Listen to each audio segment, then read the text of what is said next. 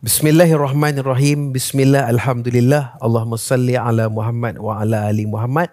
Assalamualaikum warahmatullahi wabarakatuh. Assalamualaikum. Raja berdaulat, rakyat berilmu, negeri sejahtera, Perlis maju. MAIPS menjunjung syiar memaju ummah, salah sila perlis segalanya perlis. Tuan-tuan, puan-puan, para penonton, para pendengar, para pembaca yang dirahmati Allah Subhanahu Wa Taala sekalian, alhamdulillah kita masih lagi berada dalam edisi bulan Ramadan, dan dalam bulan Ramadan kali ini insya-Allah kita bersiaran seperti mana biasa kebiasaan kita, kelaziman kita dalam bulan Ramadan, bermula pada jam 10.30 malam.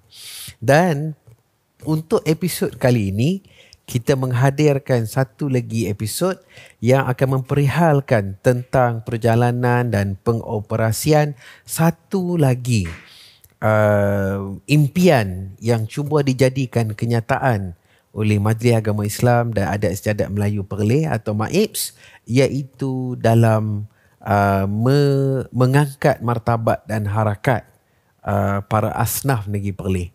Maka kerana itulah kita hadirkan satu episod khas dengan tajuk Memberi Bokal ATAM, Akademi Transformasi Asnaf MAIPS dan Pengupayaan Asnaf Negeri Perlis. Dan bersama-sama dengan saya adalah tak lain tak bukan, yang tidak asing lagi kepada podcast kita. Beliau adalah yang berbahagia Haji Muhammad Nazim bin Muhammad Noor, Ketua Pegawai Eksekutif MAIPS. Apa khabar Tuan Haji? Alhamdulillah. Ya, Doktor, jadi apa khabar sihat? Alhamdulillah, lagu ni lah. Kan? Jadi apa nama? Makan nasi tadi berapa pinggan? Sepinggan. Makan sepinggan. Saya makan sepinggan juga, tapi mungkin tambah 2 kali. Masya Allah. Lalu kan? mula besar. Boleh lah kita kata kan. Kalau susah-susah hati tu dia makan juga kan. Tu. Jadi kita kata lagu tu lah.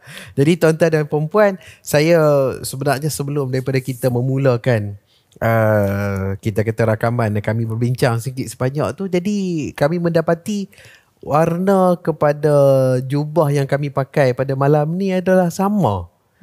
Kan?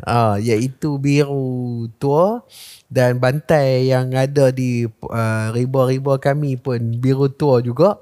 Jadi mungkinlah kan, apakah rahsia di sebalik pemakaian warna biru tua ni? Soalan lah. Pada pandangan CEO lagu mana? Lawa warna biru ni. Tapi ada satu lagi pada kata bendera kita. Betul. Biru ni warna rakyat lah. Pada bendera negeri Perlis ada 2 jalur. Jalur hak atas adalah kuning, melambangkan institusi Raja Wangsa Jamaludin Perlis, dan biru tua di bawahnya adalah melambangkan rakyat negeri Perlis. Ya, jadi kita kata kita memakai biru pada malam ni sempena mewakili kita, mewakili tentang tajuk pada malam ni, iaitu membicarakan tentang bagaimana nak mengangkat martabat rakyat, khasnya para asnaf negeri Perlis. Jadi sebab itulah kita kata biru walaupun dalam bentuk jubah kan. Biru. Jadi biru tua lah kan. Jadi dia tak ada kaitan dengan mana-mana parti. Parti yang dulu ke, parti yang kini ke, parti yang akan datang ke, tidak. Dia ni memang kita kata berkaitan dengan bendera negeri Perlis, dan bendera negeri Perlis ni insya-Allah dia kekal sehingga ke hari kiamat, melainkan diperkenankan oleh Duli Yang Maha Mulia untuk ditukar kan. Tapi kita kata tak apa. Jadi sebenarnya kita buka dah kan, tapi maknanya yang antara perkara yang tak dapat tidak kita kena tanya ni adalah bagaimanakah orang kata macam mana bagaimanakah sebuah kampung kecil bernama MAIPS ni, bagaimana nak menggambarkan kesibukan dia dalam bulan Ramadan dalam menyantuni asnaf-asnaf khususnya. Jadi bagaimanakah kita nak melihat bahawa keadaan itu adalah sebagai sebenarnya satu kesinambungan antara gerak kerja menyantuni ummah dan kaitannya dengan pelan strategik MAIPS itu. Saya persilakan Tuan Haji Muhammad Nazim. Ya, terima kasih banyak Doktor. Bismillah, wassalatu wassalamu ala Rasulillah. Ya. Saudara penonton, tuan-tuan sekalian. Bulan Ramadan ni bulan perjuangan lah. Betul. Bulan perjuangan dan dia memerlukan mujahadah sebenarnya. Ya. Di Maib ni bulan puasa ataupun bulan Ramadan ni merupakan bulan kami untuk bersibuk-sibuk lah. Ya. Inilah bulan yang selain daripada hujung tahun, Satu dah berjuang juga kita kata hujung dengan tahun adalah merupakan dengan kata ibadah puasa. Okey. Cumanya di Maim kami ada dua perjuangan bulan ni. Satu di hujung tahun. Di hujung tahun ni kerana yalah macam-macam sibuk untuk nak menulaskan tanggungjawab. Ada yang nak bayar zakat, nak bayar wakaf dan nak selesaikan kalau di pihak pengusaha nak selesaikan pelbagai perancangan. Ya. Jadi itu satu bulan. Satu lagi bulan yang memang juga sibuk iaitu bulan Ramadan ni lah. Okey. Sebab bulan Ramadan juga kita jadikan kesempatan untuk kita mula berkempen kepada masyarakat. Terutamanya pada tahun ini kita melaksanakan kempen untuk bulan berwakaf, berinfak. Okay. Jadi sebab itu bulan Ramadan jadi sibuk untuk selain daripada ianya merupakan bulan perjuangan, bulan bermujahadah, tidak ada satu pun daripada kerja buat Maib yang kita tangguhkan walaupun berada dalam keadaan berpuasa. Bahkan lebih-lebih lagi dilipat kali gandakan. Lebih-lebih lagi. Sebab bulan puasa ni adalah satu bulan untuk kita dapati para penyumbang juga berhasrat untuk menyumbangkan zakat mereka. Dan bukan zakat itu ada yang walaupun dia tak sumbang tapi dia pun concern lebih kepada asnaf pada bulan ini. Dan itulah perkara yang kami sebenarnya berbahagia untuk menyantuni asnaf walaupun dalam keadaan bulan Ramadan. Dan tidak ada, macam saya katakan tadi, tidak ada satu aktiviti yang walaupun berlakunya ataupun kita berada pada bulan Ramadan ini dihentikan. Termasuklah aktiviti turun ke lapangan, menyantuni asnaf, membuat pemantauan kepada asnaf. Itu diteruskan pada jadi maksudnya ini. Adakah kita boleh kata dalam bulan Ramadan ni kerja-kerja Maib ni meningkat 2 kali ganda? Baik dari segi kutipan pun meningkat kerja-kerjanya, dari segi agihan pun lebih lagi meningkat. Ya, boleh kita katakan begini dah, Doktor. Boleh kita katakan bila datang saja bulan Ramadan, Doktor, ini satu bulan yang masyarakat ingin mengambil kesempatan untuk melaksanakan ibadah zakat wakaf. Jadi dan ketika itu juga sudah pastilah apabila kita sejajar dengan peningkatan kutipan orang datang untuk bagi sumbangan, sedemikian jugalah kita perlu segerakan jugalah untuk agihan. Betul. Dan bulan Ramadan ini bulan yang kami jadikan kesempatan untuk pelbagai inisiatif, pakej rangsangan, peruntukan tahunan, dan juga bantuan-bantuan khas dilaksanakan pada bulan Ramadan ini, mengambil kira tentang kelebihan yang ada pada bulan ini juga. Ya. Mungkin ekor kepada soalan yang sama ni, dia ada memperkatakan tentang kaitan antara gerak kerja bulan Ramadan ni dengan pelan strategik Maib 2021-2025. Dan kalau saya nak kaitkan dengan misalnya Maib setelah menunaikan agihan fitrah Maib kepada asnaf, kemudian Maib juga telah menyalurkan peruntukan Ihya Ramadan kepada 102 masjid yang ada dalam Perlis. Jadi mungkin ekor kepada soalan tu bagaimanakah yang perspektif daripada Tuan Haji? Ya, sebenarnya dari sudut pelan strategik Maib ni memang dia merupakan satu tujuan untuk setiap fokus yang Maib laksanakan. Kita ada 6 trust strategik yang telah ditetapkan. Jadi untuk pelan strategik Maib yang berlangsung daripada tahun 2021 sehingga 2025 ni, kan nak habis ni. Nak habis untuk pelan strategik untuk kali ni.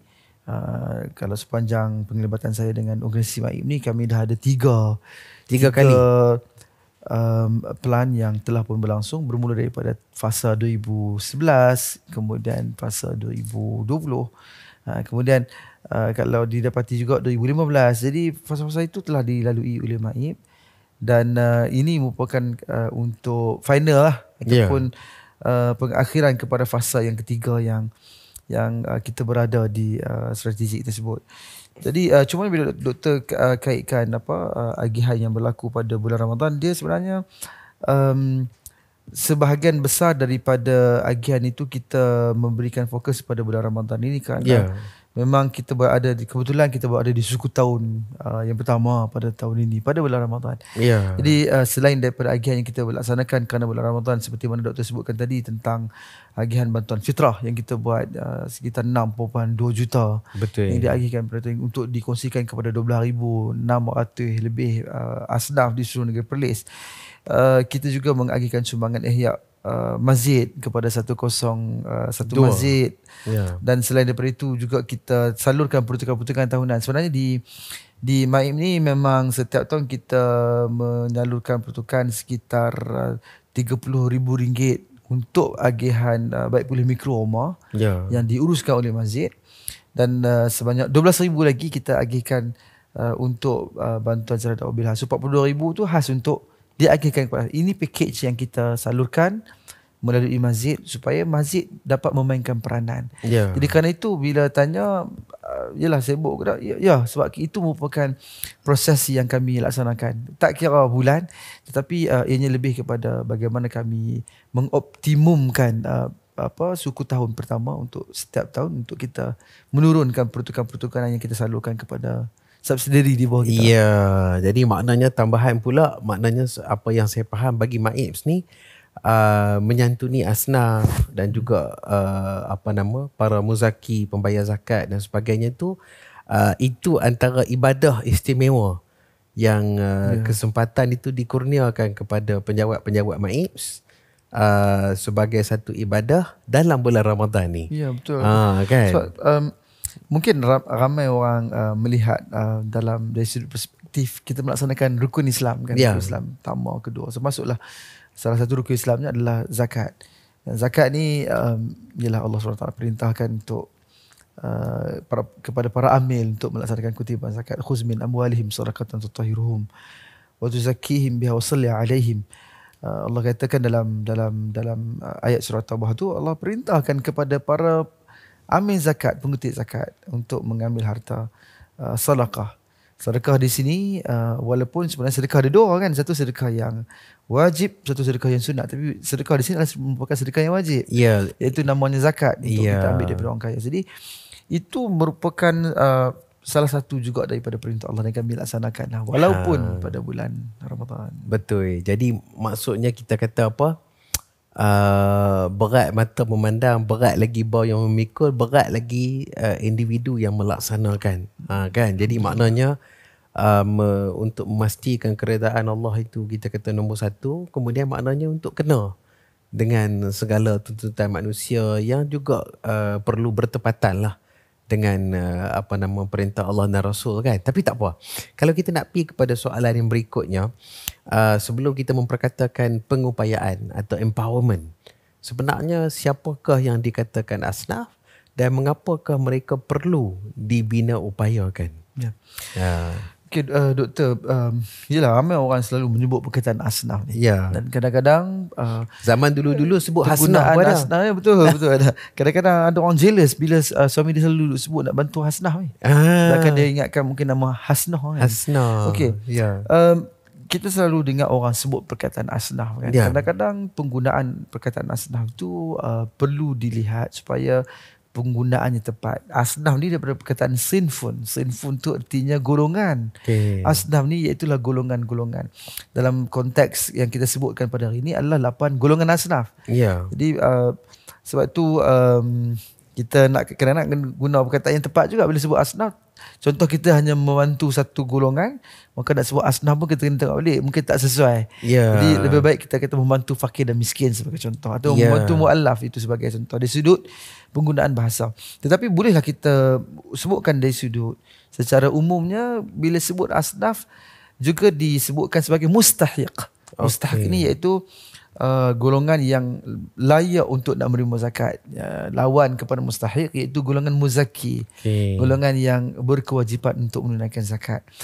Di dalam Al-Quran Allah menyatakan tentang siapa dia golongan asnaf ni kan, disebut dengan spesifik. Allah sebutkan innamas sadaqatu lil fuqara wal masakin wal amilin, sampailah ke akhirnya. Ada 8 golongan asal yang disebutkan oleh Allah dalam Quran. Satu golongan fakir, golongan miskin, golongan amil, golongan muallaf, golongan ibnu sabil, golongan fi sabilillah, gharimin fi ar-riqab. So golongan-golongan ini adalah golongan yang telah ditetapkan oleh syarak, termaktub. Ya, termaktub Secara muktamad. Betul. Hanya 8 golongan ini. Sebab itu duit zakat satu ataupun dana zakat merupakan dana yang sensitif kerana dia melibatkan tentang persoalan hukum hakam yang kalau tak kena gaya maka dia akan menjadi masalah apabila sesuatu dana itu tidak diuruskan ataupun tidak diagihkan kepada mereka yang berkelayakan. Apatah lagi apabila dalam konteks pengurusan, sudah pasti konteks pengurusan kena memastikan agihan itu dilaksanakan kepada golongan yang berkelayakan. Betul. Dia sedikit berbeza walaupun ada hadis yang mana Nabi SAW memberikan ketenangan kepada sahabat yang mana laka bima nawaita ya ma'an. Bila ada orang yang dia bagi zakat, Nabi kata tak apalah, dia bagi zakat kepada orang yang sebenarnya salah, dia bukan golongan asnaf, golongan fakir miskin. Tapi Nabi kata tak apalah, laka bima nawait, kamu seperti mana yang kamu niatkan. Karena itu dalam konteks individu memberikan kepada orang yang orang itu mengaku kata dia asnaf. So itulah juga perkara yang penting. Kerana bila sebut tentang pengupayaan, kita perlu untuk mewujudkan satu pola fikir kepada golongan yang layak menerima zakat ini supaya mereka menjadikan diri mereka ini sebagai orang yang ingin keluar daripada tidak mahu selama-lamanya menjadi golongan asnaf. Jadi supaya mereka dapat mengupayakan kita. Dan apatah lagi dalam konteks mereka yang bukan asnaf tetapi mengaku menjadi asnaf. Jadi sebab tu kerja-kerja Ma'in ni berat. Sebab misalnya kalau bagi terlalu bermudah-mudah sangat sehingga bagi kepada bukan yang layak pun tak boleh, dan tahan sampai tak bagi kepada golongan yang layak pun tak boleh, kan? Jadi itu yang disebut dua kali punya tanggungjawab dan dua kali berat lah. Sebab Allah dalam Al-Quran Allah sebutkan dalam surah At-Taubah tu Allah kata khudh. Ambil lah. Jadi ambil dalam konteks mengambil dengan memberikan kesedaran. Sebab itu ada beberapa riwayat apabila Nabi SAW mengutuskan para sahabat ketika mana mereka mula masuk ke dalam satu kawasan baru, Nabi memerintahkan mereka untuk mengutip zakat. Suruh mereka melaksanakan amal ma'ruf, suruh mereka melaksanakan nahi munkar, suruh mereka menunaikan solat, dan kemudian disuruh mereka menunaikan zakat. So ini menunjukkan tentang peri penting ibadat zakat ini. Dan banyak bandingan gandingan bila Allah katakan aqimus solah wa atuz zakat, dirikan sembahyang dan tunaikan zakat. Sebab ianya dalam konteks kalau ibadat solat itu adalah menjaga hubungan dengan Allah Subhanahu Taala, ataupun jabatan kepada Allah, ataupun silah jalan jabatan, maka kita akan melihat zakat merupakan jalan untuk menjaga hubungan komuniti. Jadi bolehkah kita sebutkan bagi Ma'in khususnya, asnaf ni dia macam mana jadi pun asnaf tetap nombor satu di hati Ma'in? Ya, betul. Ini yang selalu saya sebut pada diri saya dan juga kepada para pegawai saya. Sebab dengan 8 golongan yang Allah nyatakan, sama ada fakir ataupun miskin ataupun golongan itu merupakan golongan amil, ofkalah kami sendiri. Kemudian disebutkan tentang muallaf, kemudian fi ar-riqab, iaitu golongan yang berada di bawah satu belenggu fizikal. Kemudian gharimin, orang yang berhutang. Kemudian disebutkan juga dengan wa fi sabilillah, iaitu golongan yang sedang berjuang di jalan Allah SWT. Wa bani sabil dan juga ibnu sabil. Ini satu keutamaan. Pertama, kami perlu faham siapa golongan itu. Pertama. Yang kedua, mesti diletakkan apapun asnaf lah yang harus menjadi keutamaan. Kadang-kadang sampai yalah para pegawai kita pun ataupun orang yang biasa bekerja dengan kita pun akan lihat kenapa kita terlalu asyik-asyik sebut asnaf. Asyik-asyik duk kira nak sebut asnaf lah. Kerana of course lah, sebab itulah kerana asnaf lah organisasi yang nama Ma'in itu melaksanakan kutipan zakat. Kerana untuk menyantuni mereka, dan we are here, kami berada di sini adalah untuk membantu mereka. Jadi sebab itu mereka merupakan keutamaan kami. Dan kita pun melihat ada yang itulah Allah pun suruh kita kan, bila buat satu benda tu kena buat dengan bil adli wal ihsan. Innallaha ya'murukum bil adli wal ihsan. Allah suruh kamu ni dengan penuh keadilan, iaitu buat seperti mana yang sepatutnya. Dan bukan setakat tu, dia mesti ihsan juga, iaitu mesti buat lebih. So buat lebih dengan dalam konteks ianya merupakan keutamaan untuk melaksanakan tugas dan tanggungjawab, dan bukan setakat buat tugas dan tanggungjawab tu, kalau boleh dia mestilah extra mile, mesti lebih lagi. Itu mungkin ada masa yang kita terpaksa yalah mungkin menggunakan masa rehat kita. Maknanya bukan semata-mata memberikan hak kepada mereka yang berhak, tetapi juga sangat memberi kemanusiaan kepada mereka. Betul. Kan? Jadi itu kita kata antara lain. Jadi tuan-tuan dan puan-puan, alhamdulillah saya rasa pada kata episod ini ataupun dalam perjalanan episod ni kita telah memulakan, kita telah start kita punya enjin dan kita sampai kepada segmen tetap kita, iaitu Pelik Perlih. Dan dalam Pelik Perlih ini kita kata antara lain pilih satu perkataan perlih yang kita pilih untuk diangkat bagi episod ni adalah perkataan mereh. Kan? Ejaannya M-E-R-E-H, mereh. Kalau lo ni kata dalam bulan puasa jamuan selepas solat tarawih, witir semua tu disebut moreh kan. Tapi hak ni adalah mereh. Kan? Mereh kadang-kadang di kampung saya kadang-kadang juga disebut ambreh pun ada. Ya. Dan mereh bermakna tenaga atau kekuatan. Ya. Iaitu dalam konteks membina upaya asnaf ni kita kata kita nak membina upaya mereka supaya menjadi katakan daripada mustahiq penerima zakat kepada muzaki, pembayar zakat misalnya kan. Okey. Jadi antara contoh ayat yang kata saya buat contoh kita kata ayat saya adalah Maib ni dengan segala mereh dan segala riang dia usaha sungguh-sungguh nak memajukan asnaf. Maknanya Maib dengan segala kekuatan tenaga dan dengan segala kudratnya telah berusaha sungguh-sungguh, telah berusaha dengan sepenuh iltizam untuk membina upaya asnaf. Yang tu ayat daripada saya lah. Tuan CEO ada nak buat ayat menggunakan mereh? Boleh lah juga. Cuba try. Mungkin sebelum kita buat ayat tu kita bagi background ataupun latar kepada ayat ni kan. Selalu bila betul. Sebab di setiap karya kami melantik Amil. Amil ni adalah merupakan wakil Maib lah. Tok Amil. Tok Amil orang panggil ataupun Tok Imam, Tok Bilal, Tok Siap, Tok Amil. Semua itu. Ya. Jadi biasanya orang komplain Amil ni kata begitu begini Amil buat tu kerja lah sebagainya. Jadi mungkin kita boleh kata ayat begini, Tok Amir tu habis mereh dalam nak tolong. Tapi lagu tu lah kadang-kadang terlepas juga. Sebab dengan orang ramai ni, itu mungkin ayat dia. Tok Amir tu habis mereh dalam nak tolong.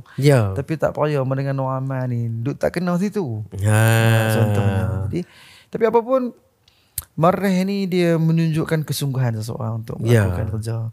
Maknanya kita kata ia juga boleh mewakili sebagai satu motivasi dalaman untuk dia bangun dan kita kata mengubah nasib dia kan, dengan izin Allah Subhanahu Wa Taala, dengan panduan yang diberikan oleh Maib dan sebagainya, maka insya-Allah dia boleh kan. Jadi kita kata demikianlah kita punya segmen tetap Pelik Kata Perlih. Kita sampai kepada satu lagi soalan berikut. Kita kata bagi asnaf fakir dan asnaf miskin khasnya kemiskinan adalah merupakan macam satu wabak atau satu pandemik yang memang diperangi oleh kata Islam. Dan kalau kita meneliti Quran, Sunnah dan sebagainya, kalau kita tengok balik, Islam sangat menentang amalan meminta-minta kan tanpa keperluan. Jadi maksudnya, tapi mungkin hari ini kita tidak boleh memperkatakan benda tu, tetapi yang istimewanya kita nak sebut berkenaan dengan raja pemerintah kita, ketua agama Islam kita, iaitu Duli Yang Maha Mulia Tuanku Syed Sirajuddin Jamalul Lail, dikatakan memiliki falsafah tersendiri dalam membasmi kemiskinan. Kan, sebagai dulu menjadi tuanku yang dipetua Maib, sampai sekarang menjadi tuanku raja pemerintah, berangkat ketua agama Islam, maka baginda ada falsafah sendiri dalam membasmi kemiskinan asnaf khususnya. Bolehkah Tuan Haji huraikan? Mungkin untuk menjawab soalan tu, Doktor, saya ingat saya nak mulakan dulu dengan kita merenung satu hadis Nabi yang berkait dengan perkara ini, di mana Ada satu hadis Nabi riwayat Imam Bukhari Muslim ni tentang bagaimana seseorang tu bila dia bekerja ataupun dia usaha untuk mendapatkan dengan satu penghasilan. Dan dengan tulang pak kerak dengan tulang pak kerak, dengan kemampuan yang dia ada, dalam keadaan dia ada niat untuk dirinya, untuk ahli keluarganya dan juga komuniti. Nabi sebutkan dalam satu hadis, Nabi kata man talabad dunya isti'fafan an mas'alatin wa sa'yan ala ahlihi wa ta'attufan ala jarihi. Nabi kata barang siapa yang kalau dia itu menuntut dunia, man talaba ad-dunya, siapa yang menuntut dunia, arti menuntut dunia ni dalam arti kata dia mencari dunia ataupun dalam keadaan dia berusaha di dunia ni. Dia usaha di dunia ni dengan 3 intention ataupun 3 niat lah, dia kata macam tu lah, 3 niat dengan 3 harapan. Pertama sekali, inner side diri dia, dalam diri dia sendiri. Dia bekerja tu ataupun dia berusaha untuk mendapatkan penghasilan di dunia ni. Satu, sebab dia isti'fafan an mas'alatin, dia nak menjaga maruah dirinya daripada meminta-minta. Itu nombor 1. Dia kerja untuk, dia tak mahu diri dia, dalam diri dia dia nak elokkan ke depan nak meminta. Itu nombor 1. Nombor 2, dia bukan sekat tu, wasa'yan ala ahlihi, dia bekerja menuntut di dunia ini adalah untuk dia nak memenuhi keperluan hajat ahli keluarga dia. Dan yang ketiga, bukan setakat tu, Islam ajak dalam konteks yang lebih besar, iaitu wa ta'attufan ala jari. Dia bahkan tujuan dia adalah untuk berlaku nak buat kebajikan kepada komunitinya, kepada jirannya. Maka Nabi bagi tahu dalam hadis tersebut, Nabi kata dia bukan orang biasa-biasa. Nabi kata jaa yaumal qiyamati wa wajhuhu kal qamari lailatul badar. Nabi kata kalau dibuat dengan 3 niat tadi ni, maka dia pada hari kiamat kelak dia akan datang dengan wajah yang berseri-seri umpama bulan pada malam yang terang benderang. Jadi artinya kalau dia bekerja isti'fafan an mas'alatin, dia memang nak elok daripada dia nak minta-minta, kemudian dalam keadaan dia memang berhajat untuk nak wasa'yan ala ahlihi, memang dia nak bantu, dia nak memenuhi keperluan hajat keluarga dia, dan dia memang untuk nak membantu komuniti dia. Dia sebenarnya akan menjadi orang yang terbaik. Sebab itu 3 benda ni sangat penting. Dan inilah yang menjadi kita kata falsafah oleh Duli Yang Maha Mulia Tuanku Raja. Saya melihat data-data minit-minit mesyuarat yang terdahulu, di mana Tuanku sendiri menitahkan supaya MAIP kena cuba untuk stimulate, facilitate, untuk membantu golongan asnaf agar keluar daripada kepompokan kemiskinan dengan berusaha. Yang dia kata selalu Tuanku selalu titahkan, MAIP kena bagi joran ataupun mata kai lah, atau mata kai, bokai. Orang boleh kata bokai. Kena bagi kai. Tidak hanya sekadar bagi ikan. Sebab kalau bagi ikan habis, kalau kita bagi bokai, dia mungkin akan bertahan lama.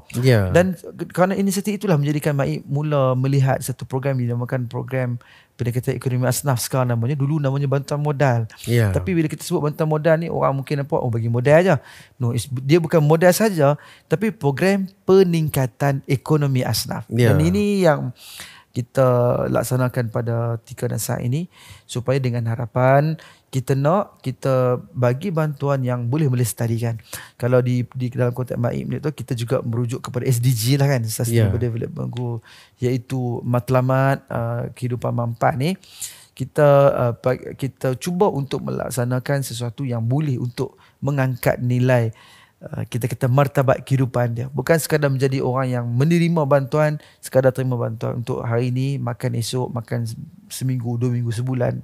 Tidak. Tapi kita nak dengan bantuan kita, dia boleh memberikan satu peluang untuk dia nak menambahkan pendapatan kepada dirinya, kepada ahli keluarganya, dan kalau boleh daripada tu, dia boleh kembangkan kepada komuniti.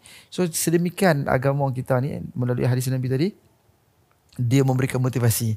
Satu, kita kena mula dengan diri kita dulu, kan? Yang kedua, dengan harapan nak bantu orang yang ada dalam ahli keluarga kita. Dan kemudian dalam konteks lebih luas adalah untuk membantu komuniti. Jadi maksudnya dengan jawapan yang diberikan oleh Tuan CEO ini, sebenarnya telah tersingkaplah rahsia pasal apa? Pada tajuk episod kita ni, tajuknya adalah memberi bokal atau memberi kail, memberi joran. Kerana ia merupakan sebahagian daripada ungkapan yang dijadikan falsafah pembasmian kemiskinan oleh Duli Yang Maha Mulia Tuanku Syed Sirajuddin sendiri sebagai Tuanku Raja Perlis. Jadi maknanya kita kata kenapa? Kalau bagi ikan, dia hanya boleh makan ikan tu habis. Tapi kalau bagi dia kemahiran menangkap ikan dan juga dalam bidang-bidang lain, maka dia boleh pada bila-bila masa dia tangkap sendiri dan makanlah, kita kata dekat mana dia larat nak makan. Kan? Kalau ada keperluan dan kalau ada kelebihan, dia mungkin boleh jual dan sebagainya. Dia akan jadi lebih maju lagi. Misalnya kan. Jadi saya mungkin nak tambah sikit. Betul, Duli Yang Maha Tuanku selalu menitahkan macam itulah. Kita kena bagi kai ataupun joran dia panggil. Kena bagi bantang kai supaya ataupun bok kai ni supaya depa boleh berterusan. Itu selalu titah Tuanku. Dan dalam masa yang sama, baginda juga menitahkan sedemikian juga diwarisi oleh Duli Yang Teramat Mulia Tuanku Yang Dipertua. Selain daripada kita bagi dia bok kai ni ataupun joran ni, adalah untuk macam mana nak ajak dia untuk menggunakan joran tersebut dan memanfaatkan bokal yang kita bagi ni. Betul. Sebab kita melihat ada juga keadaan di mana apabila mereka terima satu inisiatif ataupun atau bantuan atau apa kita buat, tetapi ianya tidak dioptimumkan ataupun tidak dimanfaatkan dengan sebaik mungkin. Hal ini adalah kerana mungkin kita tidak melatih mereka dengan sebaik, dan itulah yang menjadi asas kepada satu yang dilaksanakan oleh MAIP. Dengan harapan kita nak supaya ini lebih lagi digemburkan, lebih lagi disuburkan. Dan dia selalu Tuanku Raja Muda selaku Tuanku Yang Dipertua titahkan dia untuk nak membantu asnaf kita ataupun membantu sahabat-sahabat kita ni untuk keluar daripada kemiskinan. Dia kena ada bukan 3M tapi dia kena ada 4M. Mungkin saya nak mencelah dengan saya nak sebut soalan yang kita kata dah mula dijawab oleh Tuan CEO ni, iaitu MAIP kini dinakodai, diterajui oleh Duli Yang Teramat Mulia Tuanku Syed Faizuddin Putra Jamalullah, Tuanku Raja Muda Perlis, merangkap Tuanku Yang Dipertua MAIP. Dan kita kata alhamdulillah sepanjang suku abad, iaitu 25 tahun baginda menarujui MAIP. Apa pula falsafah baginda dalam penyelesaian krisis kemiskinan? Ni yang kita kata sebenarnya tadi dah mula jawab tu. Bagi Tuanku Muda pula. Okey, untuk macam saya sebutkan tadi, sebenarnya yang saya nak sebutkan tadi dia adalah masih lagi di bawah falsafah Duli Yang Maha Mulia Tuanku. Sebab ianya dikembangkan oleh Tuanku Raja Muda. Tetapi kalau bertanya kepada saya tentang apa pula fokus Tuanku Raja Muda selaku Tuanku Yang Dipertua bila sebut tentang nak mengupayakan asnaf ni, Tuanku Raja Muda selalu tetapkan supaya bila kita nak mengupayakan asnaf, satu benda yang penting untuk kita juga berikan adalah membangunkan jiwa. Dan inilah yang menginisiatifkan beberapa program. Contohnya MAIP, kita melaksanakan di awal kita ada satu program namanya Hijrah Minda, supaya bila kita bertemu dengan golongan asnaf ni ataupun dengan sahabat-sahabat kita ni, kita juga membangunkan jiwa mereka. Dan ada sehingga kita buat satu slot, setiap kali kita himpunkan mereka, kita namakan sebagai apa yang kita katakan sebagai slot bangun jiwa. So di situ kita berikan beberapa motivasi dan bukan setakat tu, kita bagi beberapa kemahiran. Dan macam saya sebutkan juga, Tuanku Raja Muda selalu titah apabila kita nak membantu asnaf ni, kita kena memastikan mereka mempunyai 4M. Satu, boleh membaca, menulis, mengira kan. Mungkin orang selalu sebut itu, kena baca, kena boleh mengira. Tapi ada satu lagi benda yang penting, M yang keempat. M yang keempat ni dia kena minat. Dan kena elokkan M yang kelima, malas. Jadi dia ini merupakan dia 3 campur 2. 3 campur 1 tolak 1. 3. Jangan ada satu yang disebutkan dengan malas tu lah. Jadi kenapa ini berlaku? Ini adalah hasil daripada pengamatan kami apabila kami turun ke lapangan. Semacam saya sebutkan dulu, kita ada fasa-fasa yang dilalui oleh MAIP. Ketika mana proses untuk transformasi, sebagai contoh pada tahun 2011 kita melakukan transformasi. Salah satu daripada inisiatif dalam pelan transformasi itu adalah turun ke lapangan. Saya mohon maaf kalau kata saya kata mencelah, tetapi maksudnya bila kita memperkatakan Duli Yang Teramat Mulia ini dan seolah-olah berpangkal ataupun kita kata maksudnya akar yang mula-mula tu adalah ataupun benih kepada yang mula-mula tu sudah pasti telah ditanam oleh Duli Yang Maha Mulia, Tuanku Raja kan. Tapi maksudnya dalam pertengahan itu ada satu lagi perkara yang besar yang kita berlaku yang membentuk falsafah baginda dalam menyelesaikan krisis kemiskinan ni, iaitu pendekatan turun padang. Untuk meninjau sendiri, mendapat maklumat first hand, maklumat betul-betul panas-panas di depan mata. Kan? Jadi ini antara perkara-perkara yang mungkin Tuan Haji nak huraikan misalnya bersama-sama dengan falsafah tersebut. Ya, betul. Apabila kita sebutkan tentang bagaimana Duli yang tuan-tuanku sentiasa untuk melihat umati. Saya nak sebut sikit yang sebelum saya jawab soalan tu, sebab actually apa yang saya sebutkan tadi ini sebenarnya adalah untuk kita melihat ketika mana Maib berada di fasa transformasi tu. Maib memulakan langkah untuk nak turun ke lapangan. Kita mulakan kita dulu. So apa yang kita buat adalah kita turun ke lapangan, kita memahami dulu dalam konteks senario latar belakang masyarakat yang ada dalam negeri Perlis ni. Masa tu Maib buat sendiri. Kemudian kita libatkan pelbagai agensi. Kita nampak pendekatan terbaik untuk turun ke lapangan. Ada sebagian orang turun ke lapangan naik motor, ada sebagian turun ke lapangan mungkin naik dengan kenderaan pacuan 4 roda, tapi Duli Yang Teramat Mulia Tuanku melihat jalan yang sesuai untuk keadaan di Perlis adalah dengan menaiki basikal. Kita naik gerek lah, kita naik gerek mengiringi Tuanku. Dia bermula pada tahun 2013 apabila dalam plus strategik tersebut meminta agar kita turun ke lapangan. So masa tu tahun 2012 immediately Tuanku memulakan, dan kemudian selepas tu melibatkan Maib. Dan bila kami turun, kami dapati isu yang dihadapi oleh Asnaf ni bukan isu Maib saja. Dia mempunyai pelbagai rencam ataupun diversify dalam masalah mereka. Ada berkaitan dengan pelajaran, kesihatan, isu-isu penyalahgunaan dada, isu-isu berkaitan dengan jenayah, bahkan isu TMB pun kita dapati, maksudnya tenaga. Kita juga mendapati isu tentang akses logistik mereka nak masuk, macam-macam masalah yang dihadapi, isu kesihatan. So itulah yang menjadikan Maib juga turut melibatkan pelbagai agensi. Jadi dengan keunikan jalan yang dilalui oleh Maib tu, maka kita turun ke dalam, kita tengok. Tapi bila kita tengok, ada benda yang sangat penting, sebab mungkin orang melihat dalam konteks jabatan saja yang turun. So ketika itu Tuanku Raja Muda menitahkan nak mengupayakan Asnaf, nak membantu Asnaf ni, dia tidak hanya sebahagian pihak melakukan. Dia memulakan satu pendekatan yang menyeluruh. So jadi bermulalah beberapa inisiatif baru. Contohnya Tuanku sebelum kita berkayu basikal, Tuanku minta agar dihimpunkan Asnaf.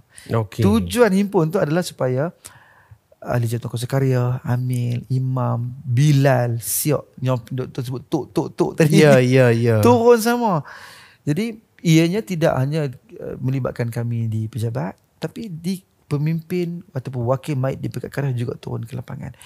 Jadi itulah yang dilakukan, sebab pada pengamatan dan pemantauan Tuanku, sesuatu benda yang baik akan jadi lebih baik kalau ramai yang melakukan. Jadi kalau benda tu baik dah, 2-3 orang buat, cantik dah, baik dah. Tapi kalau ramai orang buat, lebih lagi baik. Jadi itulah menyebabkan kenapa tidak kita turun, minta masjid turun.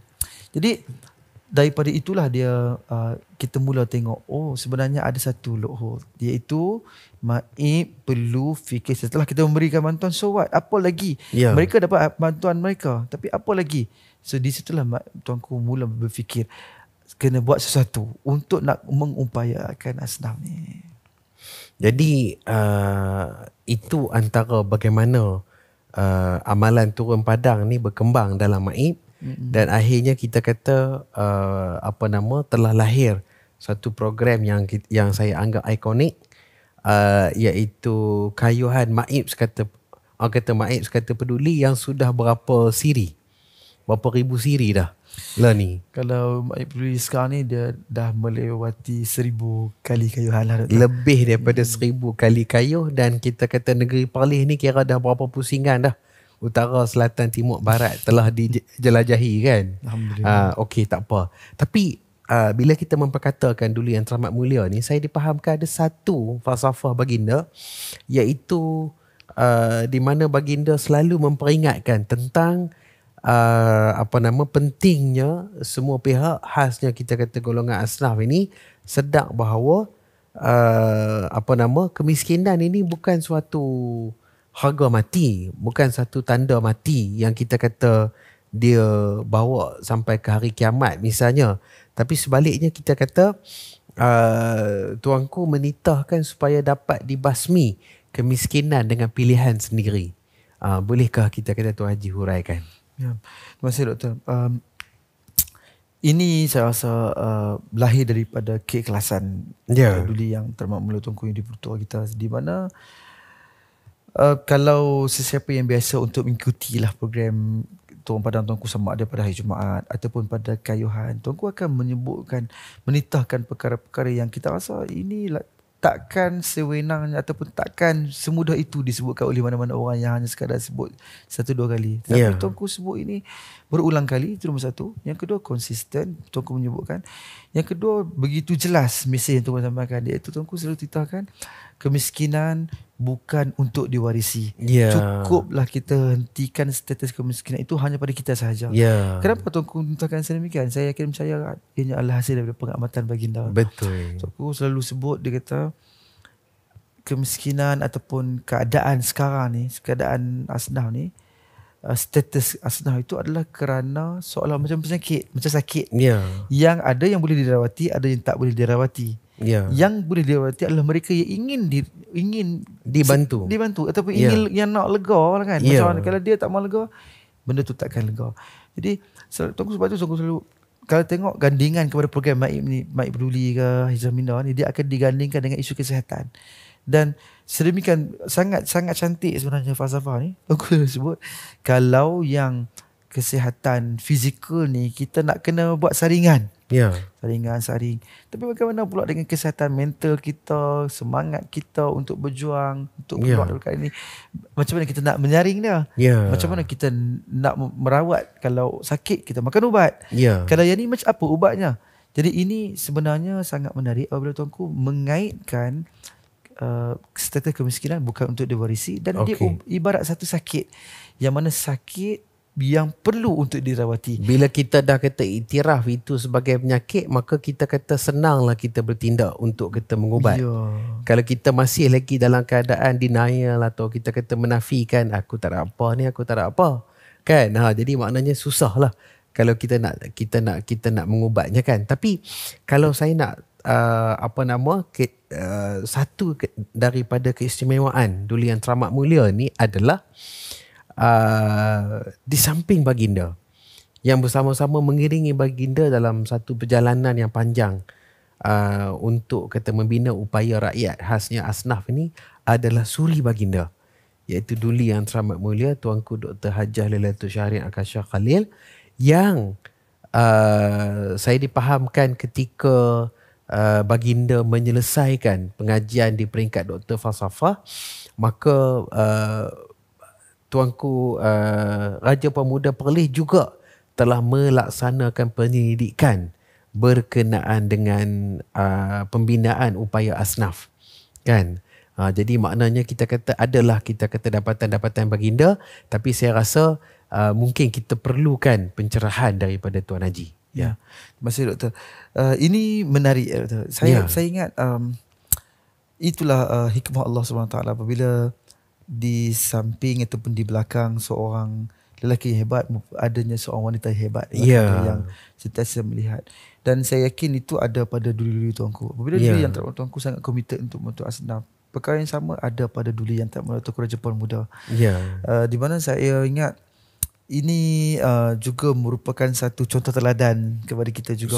Sungguh. Bila kita macam kami sini, kita sendiri memang bekerja untuk asnaf, keluarga dan isteri juga harus faham bersama-sama. Sebab asnaf seolah macam asnaf juga merupakan ahli keluarga kami. Asnaf juga merupakan keluarga kami, mereka juga harus disantui. Sehingga saya sebut dekat anak-anak sebagainya, saya kata mereka ibarat adik-beradik kita yang perlu juga untuk kita santuni. So perkara yang sama ada pada Duli Tuanku. Sebab itu ada satu ketika mana baginda Tunku Raja Puan Muda membuat kajian dalam tesis peringkat PhD baginda. Tajuk PhD tersebut tu adalah berkaitan dengan the importance of Islamic regal leadership in zakat delivery to the asnaf in the state of Perlis. Itu kepentingan kepimpinan diraja dalam nak menyampaikan sumbangan zakat di dalam negeri Perlis. Saya tertanya-tanya juga kenapa kerana tajuk yang dipilih oleh baginda adalah merupakan kepimpinan diraja, kepentingan kepimpinan diraja. Kalau sekali kita fikirkan seolah macam ada bias. Tajuk itu ditulis oleh isteri kepada duli ataupun suri kepada duli yang teramat tuanku. Tapi bila kita amati keperluan untuk kajian itu dilakukan sendiri oleh suri baginda, sebab baginda melihat dengan mata kepala baginda bagaimana komitmen tinggi dulu yang Tuan Raja Muda Perlis untuk menyantuni asnaf. Tak kira masa, kesungguhan baginda selalu memikirkan. Baginda ada mempunyai sahabat-sahabat yang sentiasa membantu, memberikan sumbangan saran. Jadi memang hasil daripada kajian tersebut yang dilakukan oleh baginda menunjukkan kepimpinan diraja di negeri Perlis ini telah memberikan impak yang begitu positif, kerana ianya tidak hanya sekadar dilakukan oleh para penjawat ataupun para perkhidmat di peringkat majlis, tetapi kepimpinan tertinggi dalam negeri dalam soal agama Islam dan juga adat Islam turut melakukan perkara itu, dan itu boleh memberikan satu semangat motivasi suntikan. Saya beberapa kali juga tengok doktor bagaimana duli yang Tunku Raja Puan Muda ni. Kadang-kadang bila habis solat Jumaat, kita dah selesai di masjid. Sekarang dulu yang Tunku Raja Puan Muda juga turut bangkat menyantuni asnaf wanita. Sungguh. Masa Tunku Raja Muda menunaikan solat Jumaat, maka Tunku Raja Puan Muda pula menyantuni, berangkat pergi ke rumah-rumah asnaf. Ini bukan perkara yang boleh dibuat-buat. Dan mungkin orang melihat boleh kot buat sat-sat kadang-kadang. Tapi kalau ianya telah berlaku saban minggu, bersungguh-sungguh, tanpa ada saban tahun tanpa ada satu yang kita katakan nampak macam kekok, maka kita boleh kata, ataupun dalam bahasa lain kita nak kata, kalau benda ni lakonan dia tak boleh jadi macam ni punya lama. Betul. Kalau macam pancing-pancing ni tak maknanya boleh. Bukannya berlakon, bukan buat-buat. Yang ni betul-betul punya bukan cubaan. Kan? Jadi maknanya kalau kita kata perhati balik, Duli Yang Maha Mulia memberikan titah hikmah. Duli Yang Teramat Mulia Tunku Raja Muda turun padang menerusi Maib Peduli dan Hijrah Minda dan sebagainya. Duli Yang Teramat Mulia Tunku Raja Puan Muda pula melaksanakan penyelidikan, cuba untuk membina upaya usahawan wanita asnaf dan sebagainya. Maka bagi saya amat bertuah lah kepada kita dalam negeri Perlis bahawa kita kata yang menjuarai, yang champion usaha-usaha untuk melaksanakan pendekatan Islami dalam membina upaya asnaf ni adalah tak lain tak bukan daripada Duli Yang Maha Mulia dan Duli Yang Teramat Mulia, tuanku-tuanku kita sendiri. Kan? Jadi kita kata begitu. Jadi alhamdulillah kita sampai kepada satu segmen iaitu ambil perawa, iaitu di mana khas untuk membantu asnaf, membina upaya asnaf, melatih asnaf. Maib telah menubuhkan satu institusi yang diberi nama ATAM, ataupun ia singkatan kepada Akademi Transformasi Asnaf. Jadi saya kata persilakan Tuan Haji untuk memperkenalkan anak dara Maib yang bernama ATAM ini. Bukannya Kak Tam, kan? Jadi saya persilakan Tuan Haji. Ada apa-apa visual yang nak ditunjukkan? Ya, mungkin insyaAllah kita tengok dalam perjalanan. Okey, bila kita lihat, sebelum saya pergi kepada satu anak syarikat ataupun subsidiary di bawah Maib yang melaksanakan proses ini, saya ingat satu benda yang saya perlu nyatakan sini, sebab saya juga ada pengalaman dengan dulu tuanku ni. Duli Yang Maha Mulia Tunku Raja Perempuan pun tak kurang komitmen baginda untuk nak menyantuni rakyat ni. Pernah saya berhadapan ataupun saya ketika mana saya berkesempatan untuk menghadap dulu tuanku. Dulu Yang Maha Mulia Tunku Raja Perempuan ni pernah satu hari tu nampak sugur. Bapak Sugong ni Tuanku berduka cita. berduka cita. Ya. Jadi ketika mana tu bila ditanya apanya diri yang Maha Mulia Tunku Raja Perempuan duk pikir tentang ada satu orang yang datang untuk mengadu hal di istana baginda. Ya. Dan Tuanku fikir macam mana nak bantu. Ya. Dan ini saya rasa juga menjadikan semangat itu turun kepada kerabat diraja dan kepada putera-puteri dan sebagainya. Dan ini menarik lah pada saya kerana saya rasa dulu tuanku memahami akan tanggungjawab mereka untuk menjadi pelindung kepada ataupun yang menjadi menaungi kepada yang menjadi penaung kepada umat Islam. Dan satu yang saya suka untuk kongsikan juga, saya pernah dengar dulu tuanku tanya, Tuanku Raja Muda dah jumpa rakyat. So maksudnya ini jumpa rakyat tak? Jumpa rakyat tak? Seolah begitu. Seolah Duli Yang Maha Tunku Raja Perempuan juga mempunyai semangat yang sama. Maknanya bukan saja bila kita berangkat balik ke rumah atau berangkat balik ke istana tu cuma sekadar ditanya makan nasi dah lagi. Ya, betul. Tapi ditanya hari ni kerja ni kita kata jumpa rakyat dak lagi. Santuni rakyat dak lagi. Betul. Itu yang bonda ataupun paduka bonda baginda. Tuanku Raja Perempuan tanya. Dan susah juga kalau kita nak describe atau kalau kita nak mensifatkan ini satu kita kata kelebihan yang ada lah di negeri kita ni. Dan kita bersyukurlah dengan kali itu. Alhamdulillah. Okey, balik kepada satu subsidiary yang namanya Akademi Transformasi Asnaf ni. Akademi Transformasi Asnaf ni adalah merupakan subsidiary di bawah MAIP dan yang mana ini ditubuhkan pada 15 Januari 2013, lama dah sebenarnya. Di mana fungsi dan peran dia adalah untuk bertujuan menjalankan aktiviti-aktiviti bagi pihak MAIP di peringkat awal dia. Dan bila kita tengok setelah saya diberikan amanah untuk berada di sini, saya lihat ada sesuatu yang MAIP sendiri memerlukan satu pihak yang boleh memberikan fokus, iaitu bagaimana untuk nak mengupayakan asnaf ni. Dan itulah yang menjadikan kita memberikan mandat barulah kepada anak syarikat kita, iaitu MAIP Holdings, yang kemudian kita jenamakan sebagai Akademi Transformasi Asnaf. Yang kita tukar daripada nampak macam MAIP Holding ni macam nak berniaga komersial lah. Tapi sebenarnya tujuan MAIP Holding ketika itu adalah untuk nak mengisi kekosongan yang MAIP mungkin ada. Dan hasil daripada pengamatan kami pada tahun 2017 itulah menjadikan kita kata ada satu yang kosong, ada satu yang perlu dimantapkan lagi, iaitu untuk memberikan fokus kepada usaha-usaha nak mengupayakan asnaf. Jadi inilah yang kita laksanakan pada tahun 2017 itu, di mana pada tahun 2017 itu kita berikan satu mandat baru, iaitu kepada akademi tersebut untuk nak membantu golongan asnaf. Namanya pun Akademi Transformasi Asnaf. Yang menariknya pula, ATAM itu sendiri dengan objektif dia nak melahirkan model insan yang seimbang dari sudut sahsia, pendidikan dan kemahiran, dan nak meningkatkan melestarikan keupayaan ekonomi asnaf. Sebenarnya dia memang ada dalam fungsi MAIP. Tapi kita maafkan saya, kalau tak silap daripada singkatan perkataan Akademi Transformasi Asnaf ataupun ATAM itu mendekati satu kalimah bahasa Arab. Betul. Ni nak cerita tu. Bila sebut pasal salah satu daripada fungsi MAIP ni adalah MAIP ni diberikan mandat untuk membantu mempertingkatkan tahap sosioekonomi umat Islam. Nak membantu mempertingkatkan tahap, menyempurnakan tahap sosioekonomi umat Islam. Jadi perkataan menyempurnakan tu, itulah yang menjadikan menarik lah, sebab itu yang menjadikan nama ATAM tu. Tama sempurna, Atama menyempurnakan.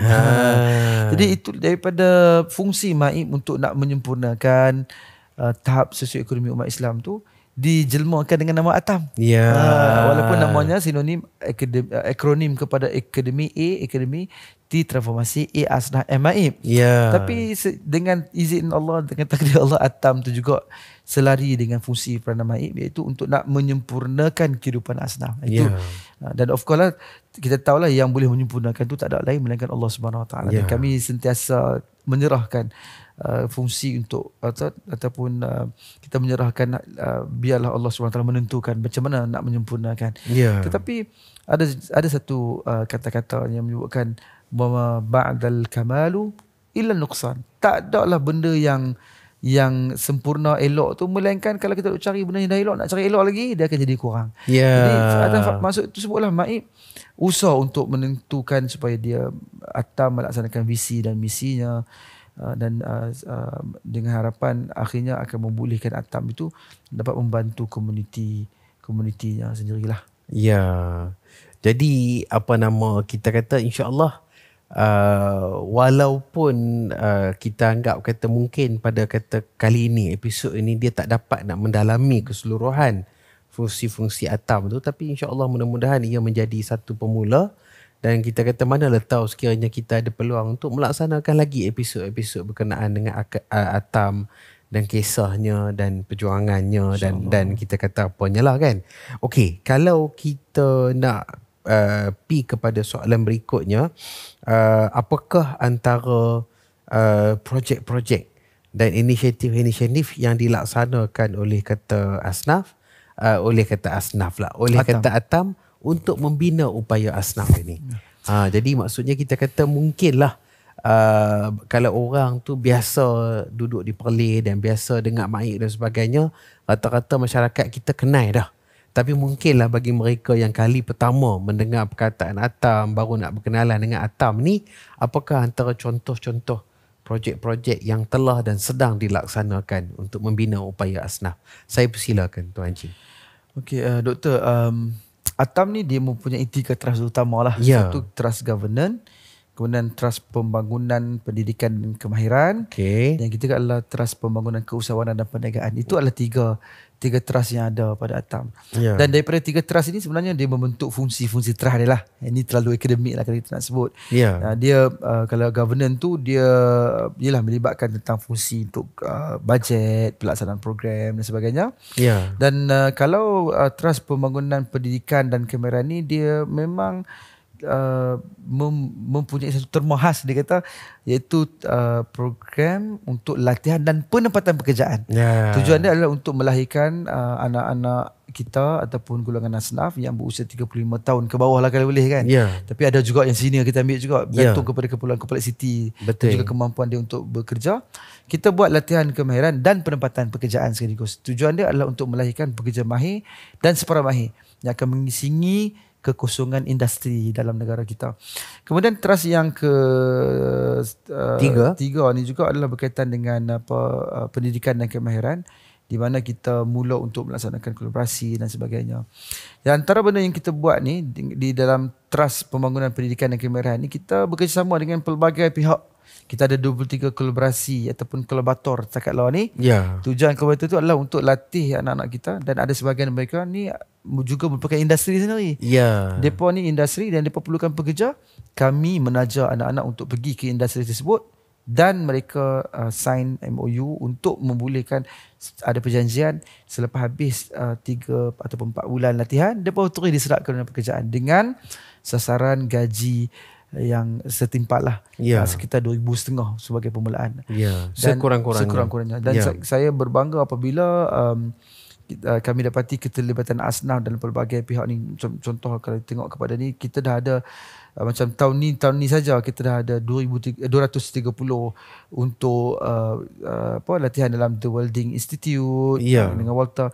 So sebenarnya dah 1,400 Asnaf yang telah pun mendapat manfaat daripada program ini. Jadi mereka yang keluar daripada program ni, mereka dah terus dapat pekerjaan. Baru ni saya pergi melaksanakan lawatan pemantauan kepada satu industri. Seorang anak daripada Perlis ni duduk di Santan kalau tak salah saya. Seorang Asnaf. Seorang Asnaf, keluarga Asnaf. Dia beli kereta dekat port dia dulu. 3 bulan lepas tu dia beli kereta untuk diri dia pula. Dengan gaji hak mula. Dengan gaji hak mula 5,500 sekarang gaji dia. Bayangkan baru 19 tahun selepas SPM. Jadi kami dalam konteks ni kami berusaha untuk melengkapkan falsafah sekolah ni. Sebab sekolah yang selalu kita bincang dengan pihak rakan-rakan kita daripada Jabatan Pendidikan, fungsi sekolah ni apa, Doktor? Fungsi sekolah adalah untuk melahirkan anak-anak kita yang hendak menyambung belajar Ya. Selepas sekolah. Itu fungsi sekolah. Kalau anak-anak mau belajar lagi, itulah fungsi sekolah. Di mana sekolah mampu untuk menjadikan anak-anak ni minat untuk belajar. Dan MAIP menawarkan, walaupun mereka tidak pergi dalam bidang akademik, tapi dia pergi dalam bidang TVET, mereka pergi dalam bidang teknikal. Dengan apa itu, ini adalah juga bagaimana penyertaan anak-anak kita. Dan alhamdulillah kita nampak untuk tahun 2000 ni, tahun 2024 saja 510 orang. Ni tahun 2024 saja. So dia kalau tahun daripada tahun 2017, 510 orang ni adalah 500 orang yang aktif dan benar-benar tamat. Yang benar-benar kalau tamat. nak ikut yang di-interview, kalau yang nak ikut telah dapat surat tawaran, kalau nak ikut yang kita kata yang mula-mula dia dapat tawaran, dia pun lepas tu sekerat jalan dia tak tahan daulat, dia kata balik, maka jumlah ini telah mencapai 1000. Betul. Okay, Doktor, selain daripada itu, kita di bawah trust yang kedua, iaitu Trust Pembangunan Keusahawanan dan Perniagaan. Kita ada pembangunan keusahawanan, kita kerjasama dengan pelbagai agensi lah. MARA, dengan pelbagai pihak. Dan selain itu, kita ada satu pusat latihan yang kita namakan sebagai Taman Desa Asnaf Bertanggup. Di mana ini juga salah satu hikmah juga apabila Duli Yang Maha Mulia Tuku Raja berkenan untuk diwujudkan satu Taman Desa Asnaf yang disumbangkan oleh Lembaga Zakat Selangor. Dan jadi dengan harapan segala fungsi-fungsi itu juga dapat membantu golongan asnaf supaya mereka diupayakan dalam aspek keusahawanan dan latihan-latihan kemahiran dalam pelbagai bidang seperti mana agro, aqua, culture dan sebagainya. Jadi mungkinlah kita kata ada nanti masanya kita akan melaksanakan mungkin episod khas tentang TDA juga. InsyaAllah. Taman Desa Asnaf kita kata, mungkin kita tahu kerana ia juga merupakan satu mercu tanda hubungan kasih mesra antara Kerajaan Jamaluddin Perlis dengan Kesultanan Selangor Darul Ihsan. Kan? Jadi kita kata tak apa. Jadi memandangkan waktu kita ni sudah mencemburui kita, dan kita pun kita kata berada di hujung, maka mungkin kita sampai kepada segmen yang terakhir sekaligus kesimpulan kepada episod ini. Ia berbunyi ia tentang kelaku Perlis, iaitu apakah nasihat Tuan Haji kepada asnaf untuk keluar daripada kemiskinan selaras dengan semangat Ramadan, iaitu melawan hawa nafsu, dan apa pula nasihat Tuan Haji atau Tuan CEO kepada muzaki atau pembayar zakat apabila mereka sudah mengetahui dengan episod ini bahawa sumbangan mereka memang benar-benar dimanfaatkan oleh MAIP untuk menyantuni dan membina upaya asnaf melalui ATAM. Saya persilakan. Terima kasih, Doktor. Saya ingat ini satu benda penting lah kepada sahabat-sahabat. Saya selalu sebut rakan-rakan kita asnaf sebagai sahabat-sahabat saya. Dan kadang-kadang kita gembira juga ke mana-mana asnaf. Assalamualaikum Ustaz. Maksudnya mereka masih lagi kenang kita sebagai sahabat mereka. Saya pernah duduk di Kuala Lumpur. Ada asnaf pergi Kuala Lumpur, dia panggil Ustaz. Saya pun terkejut. Kan?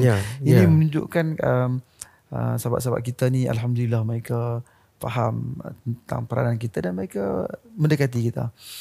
Jadi untuk sahabat-sahabat saya ni, golongan asnaf yang disantuni, sama ada mereka mendengar ini ataupun tidak, saya ingat satu benda yang penting adalah untuk kita faham bahawasanya tidak ada istilah lewat dalam kita nak memperbaiki diri kita.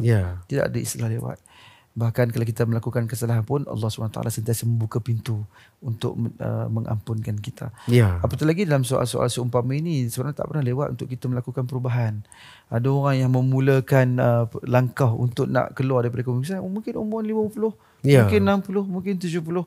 Yang Allah berikan pintu-pintu rezeki yang dia pun tak sangka. Jadi sebab itu teruskan semangat untuk mencari, terus berfikir, banyakkan belajar, banyakkan memohon daripada Allah SWT agar Allah memberikan ruang dan peluang, melimpahkan kasihan belah kepada kita. Amin. Jadi sahabat-sahabat jangan rasa terpinggir. Kami ada sentiasa untuk membantu sahabat-sahabat, cuma datangkan apa yang boleh kami bantu.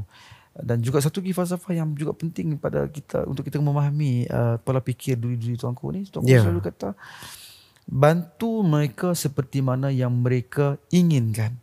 Bukan bantu mereka seperti mana yang kita ingin mereka mereka dapat. Dan saya rasa itu benda yang sahabat-sahabat sekalian kena ambil peluang. Peluang, tolong fikir apa nak kena buat. Dan jangan berhenti daripada kita sentiasa mengharapkan rahmat Allah Subhanahu Wa Taala. Kepada sahabat-sahabat Muzaki yang sentiasa menyumbangkan, pembayar zakat, para pembayar zakat yang menyumbangkan zakat, alhamdulillah, sumbangan anda kami urus dan takbirkan dengan sangat baik, dan kami berusaha untuk nak melunaskan tanggungjawab ini. Dan kalau sekalian sahabat-sahabat sekalian juga mempunyai idea, sumbang saran untuk kita melakukan penambahbaikan dalam urus takbir kita, salurkan, insyaAllah kami sentiasa terbuka untuk melakukan penambahbaikan, dengan harapan adalah kita sama-sama bekerja untuk umat. Saya selalu sebut sahabat-sahabat Muzaki merupakan rakan kongsi. Sebab kerana tanpa anda yang berkongsi rezeki anda, dan sahabat Muzaki pun sedia maklum, harta yang kita miliki bukan sepenuhnya milik kita. Jadi 2.5% tu orang lain punya. Kita punya 97.5 saja. 25 adalah merupakan sahabat-sahabat kita yang punya. Jadi sebab itu sedemikian kami meminta dan merayu anda sebagai rakan kongsi untuk Maib, kami sebagai pelaksana, anda boleh memberikan sumbangan saran, insyaAllah. Dan dalam masa kita berdoa. Dan satu lagi saya juga nak minta kepada sahabat-sahabat yang menerima bantuan daripada Maib ni, sentiasa berdoa agar Allah melimpahkan rahmat, kasih sayangnya, memberikan ketenangan kepada para penyumbang. Sebab Amin. Allah sendiri sebutkan, inna salatakum sakanul lahum. Sesungguhnya doa-doa kamu, bila Allah suruh orang yang kutip zakat ni kena doa, wasalli alaihim, doakan mereka, kerana doa kamu kepada mereka itu merupakan ketenangan. Pasal apa penting? Kenapa betul-betul sebut tenang?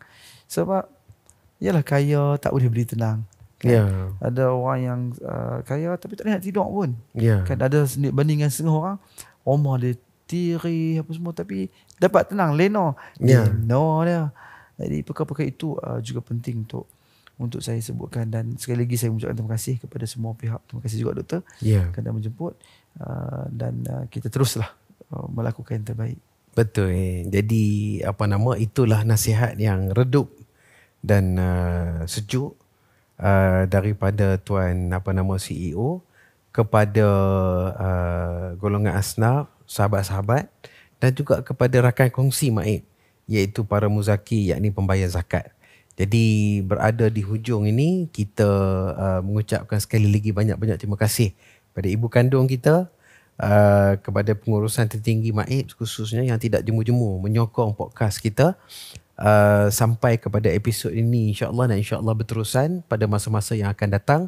Begitu juga kepada tuan-tuan, puan-puan, para penonton, para pendengar, para pembaca kita di mana saja berada, yang tidak jemu-jemu juga untuk terus memberikan kita dorongan dan juga sokongan dengan cara mengikuti atau menonton ataupun like, share dan juga subscribe kepada podcast ini.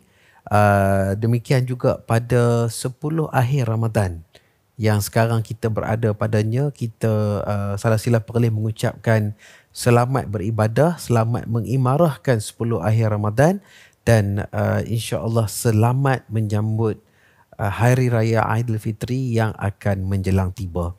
Salah silap perlih mohon berundur terlebih dahulu dengan ucapan Assalamualaikum warahmatullahi wabarakatuh. Assalamualaikum warahmatullahi wabarakatuh.